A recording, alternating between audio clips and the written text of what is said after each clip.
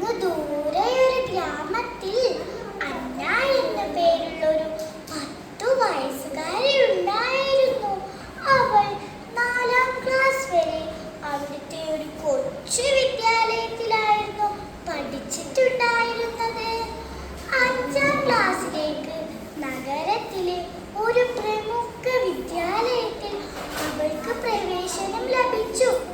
ഇതറിഞ്ഞപ്പോഴേക്കും അവൾക്ക് ഒരുപാട് സന്തോഷമായി. അങ്ങനെ അവൾ സ്വപ്നം കണ്ട ആ ദിവസം വന്നെത്തി. അവൾ അവളുടെ അച്ഛനോടും അമ്മയോടുമൊപ്പം ഒരു കൊച്ചു പൂമ്പാറ്റയെ പോലെ പാറിപ്പറന്ന് വിദ്യാലയത്തിലെത്തി. വളരെ ആകാംക്ഷയോടെ അവൾ ക്ലാസ് മുറിയിലിരുന്നു.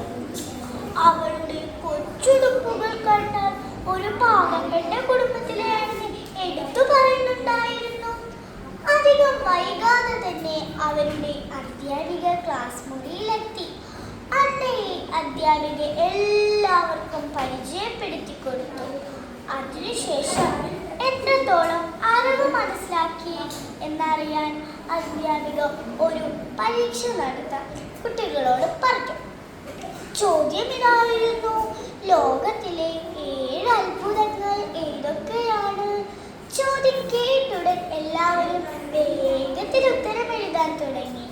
അന്ന ആലോചിച്ചു. ശേഷം അവൾ അവളുടെ ഉത്തരം എഴുതി തുടങ്ങി. അധ്യാപിക എല്ലാവരുടെയും കടലാസ് വാക്കുവാൻ തുടങ്ങി. അന്നയുടെ മുഖത്തെ പരിഭ്രമം കൊണ്ട് അധ്യാപിക അവളെ സമാധാനിപ്പിച്ചു. മോളെ, നീ വിഷമിക്കേണ്ട. ഈ ചോദ്യത്തിനുള്ള ഉത്തരം എല്ലാവരും നേരത്തെ പഠിച്ചതാണ്. ഇത് നമുക്ക് പതുക്കെ പഠിക്കാവുന്നതേ ഉള്ളൂ. അന്ന അധ്യാപികയോട് പറഞ്ഞു.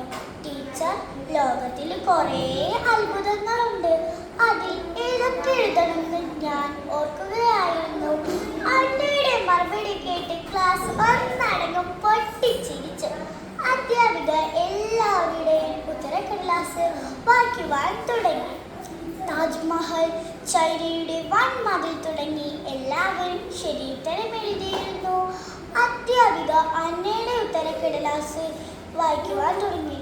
അവൾ ഇപ്രകാരം എഴുതിയിരുന്നു: ലോകത്തിലെ 7 അത്ഭുതങ്ങൾ ഇവയൊക്കെയാണ്. 1. ഉള്ളു തുറന്ന് ചിരിക്കുക. 2.